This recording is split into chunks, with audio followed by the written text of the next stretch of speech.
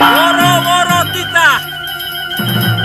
Barang siapa saja yang bisa menangkap burung putih berjambul akan diberikan hadiah oleh Baginda Raja.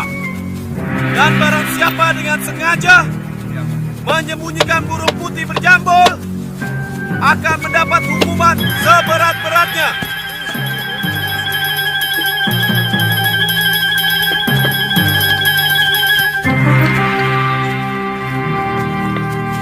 Siapapun berhak untuk menjadi menantu. Meskipun kau hanya seorang patih. Hamba akan mencobanya, Gusti Prabu.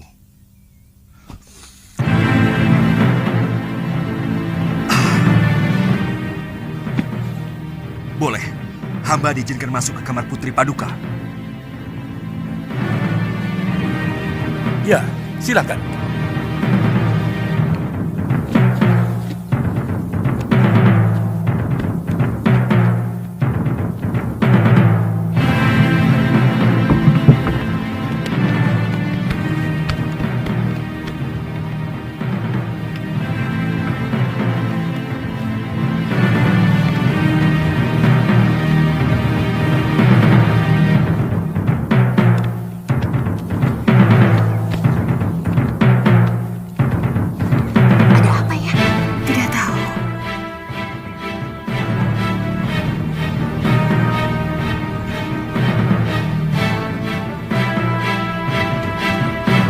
Ada yang mau datang, Dinda Dewi. Aku mau bersembunyi di dalam permata kalung.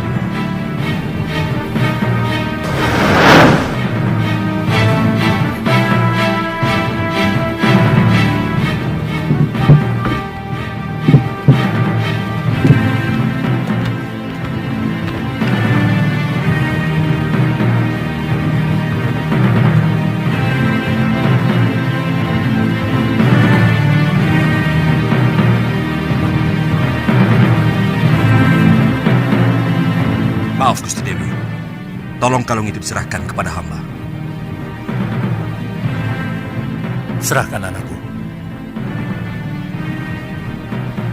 Serahkan, Dinda Dewi. Aku mau pindah.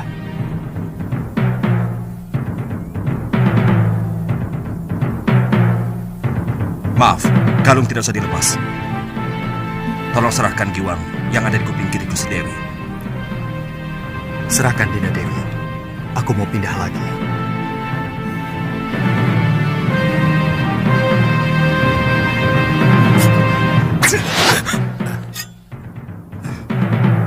Aku rajamu, Kakang Batik Madrim. Kau mau membunuhku? Saya sangsi. Apakah Tuan benar-benar gustiku atau siluman yang mau mengganggu Putri Prabu Boja?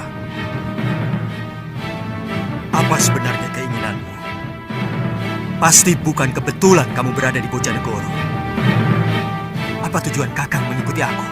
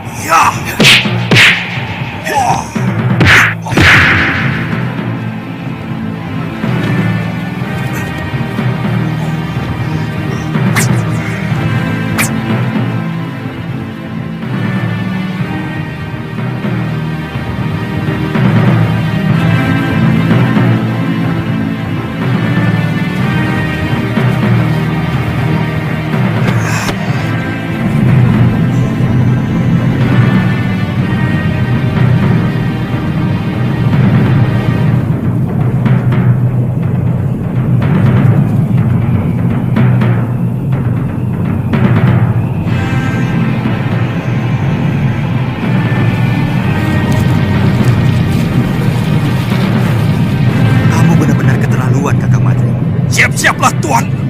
Ilmu itu bukan untuk menjatuhkan kekuasaan.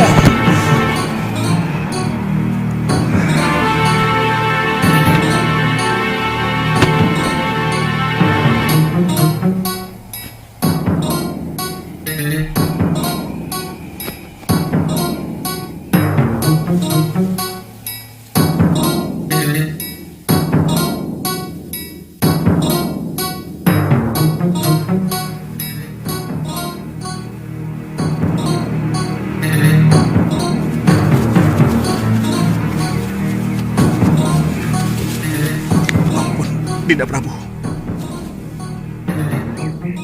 Jangan, Kanda Prabu.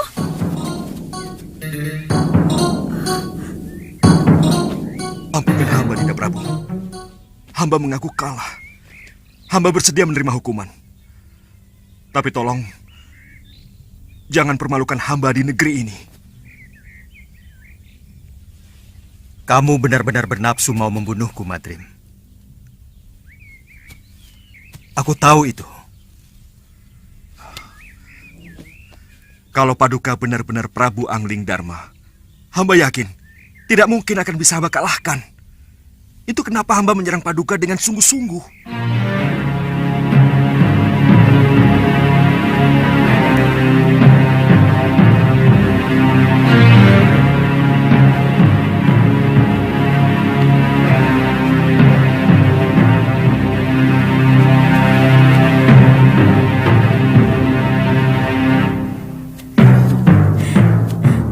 Kanda,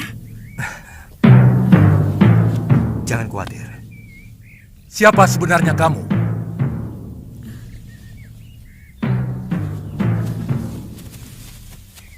Maafkan hamba, Gusti Prabu. Hamba Angling Dharma dari Malwapati. Dan ini pati hamba, Latik Madrim.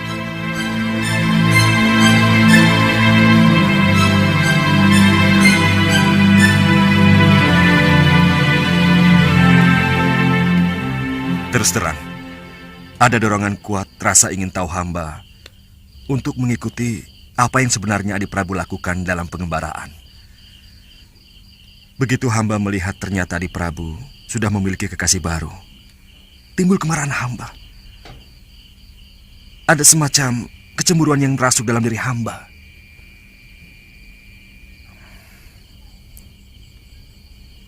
Kamu mencintai Dewi Sekarwangi, Kakang Madrim? Tidak, Dinda Prabu. Ini ada kaitannya dengan Dinda Setiawati. Maaf, tiba-tiba hamba merasakan bahwa Adi Prabu sudah mengkhianati adik hamba, Dewi Setiawati. Pati obong yang dilakukan Dinda Dewi Setiawati beberapa waktu yang lalu, seolah-olah sengaja Adi Prabu persiapkan supaya bisa mendapatkan Dewi Sekarwangi. Apakah Kang pikir aku tega melakukan hal seperti itu? Aku mengenal Sekarwangi pun setelah berkelana untuk menenteramkan hatiku yang selalu resah sepeninggal Dinda Setiawati. Aku mencintai adikmu, Kakang Madrim. Bagaimana dengan Dewi Sekarwangi? Apakah Adi Prabu juga mencintainya? Maaf, apa mungkin cinta begitu saja mudah berpindah, Adi Prabu? Aku pun mencintai Dinda Sekarwangi tanpa menggeser senyari pun cintaku pada Dinda Setiawati. Sebab cinta itu ibarat air kendi. Dia bisa mengucur pada beberapa mangkok, tergantung seberapa adilnya pemilik kendi itu. Percayalah, Kakang Madrim.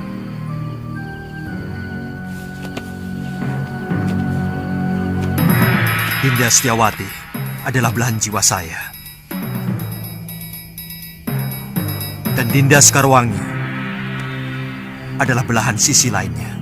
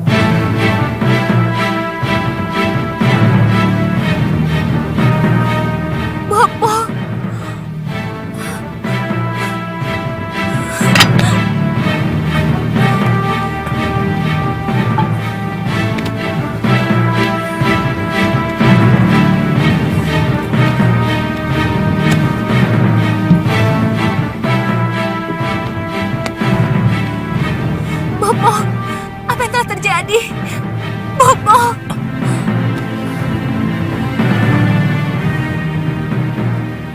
Kita harus memeriksa seluruh tempat lu. Siapa tahu ada yang masih bisa kita temui. Ayo lo, kuatkan hatimu. Kita periksa bilik pusaka.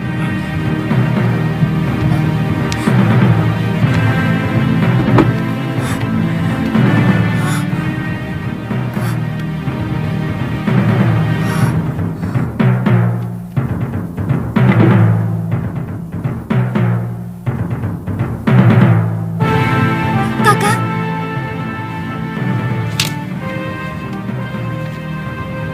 Suliwa dan Galuh Parwati, maafkan aku. Rupanya Dewata telah menghukum aku. Nila Saroya dan Darpasyura telah mengkhianatiku. Mereka berkomplot dengan orang-orang Sedayu menghancurkan Padepokan Sugara. Pergilah kalian, cari wanita jahat itu. Rebut kembali semua pusaka Padepokan. Dan yang perlu kalian ketahui, bayi yang dikandung Saroya bukan anakku, tapi benih pendekar Sudamani yang telah memperkosanya. aku bersumpah akan membunuh perempuan itu dan juga pamanku. Tenang, Galuh. Jangan terlalu menuruti hawa nafsu. Karena hal itu akan merusak kewaspadaan.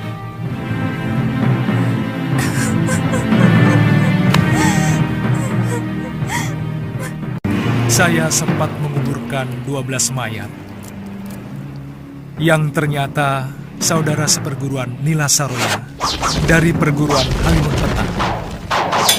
Dan dari cerita Nini Saroya sendiri, secara tidak langsung dia bercerita bahwa dia telah diperkosa oleh Sudamani.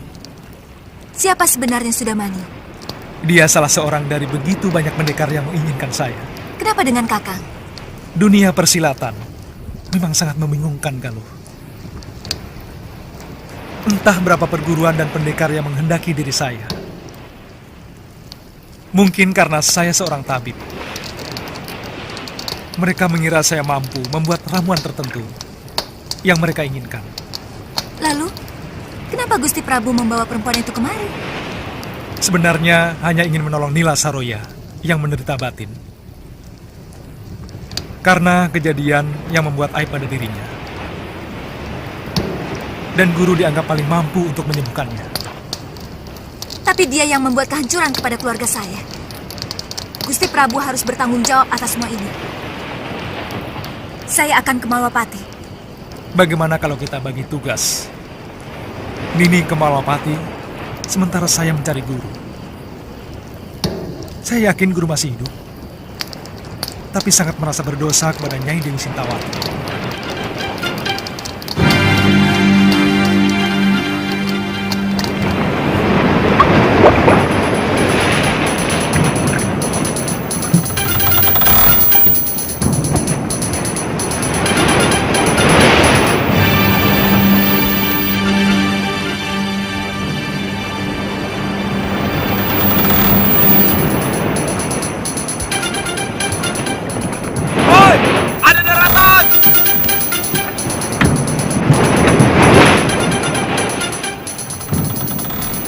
Arahkan kapal ke kanan.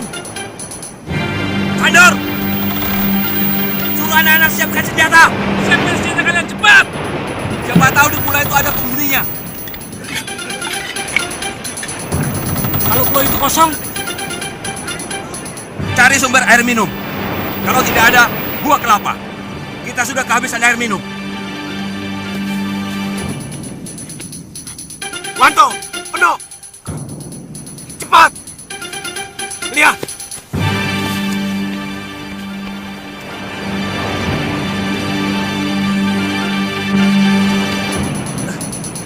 Kang Tejo. Gawat, Kapal apa itu? benderanya seperti kapal bajak laut. Apa? Bajak laut? Ya, naga laut. Cepat. Beritahu Kidemang dan kalian Tantri.